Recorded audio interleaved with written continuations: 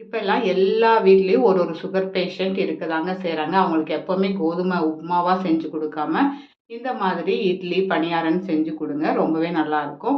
கோதுமை ரவைய நல்லா வறுத்துட்டு, அது மூழ்குற அளவுக்கு தயிர் சேர்த்து ஊற வச்சிடலாங்க. அதோட 4 ஸ்பூன் அரிசி மாவும், உப்பும் சேர்த்துட்டு, ஒரு 1/2 மணி நேரம் ஊற வச்சிடலாங்க. வெஜிடபிள்ஸ் எல்லாமே கட் பண்ணி எடுத்து வச்சுக்கலாங்க.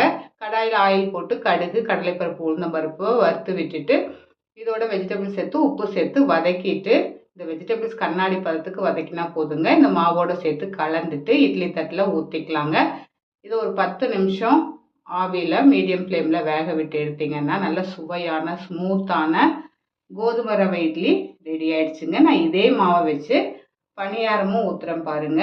நல்லா மொறு மொறுன்னு கிறிஸ்பியா இருக்கும். ஆயில் விட்டுட்டு பணியாரக்கல்ல இந்த மாவை ஊத்திட்டு, திருப்பி போட்டு நல்லா வேக விட்டு எடுத்தீங்கன்னா, நல்லா மொறு மொறு கிறிஸ்பியான பணியாரமும் ரெடி. ட்ரை பண்ணி பாருங்க. Thanks for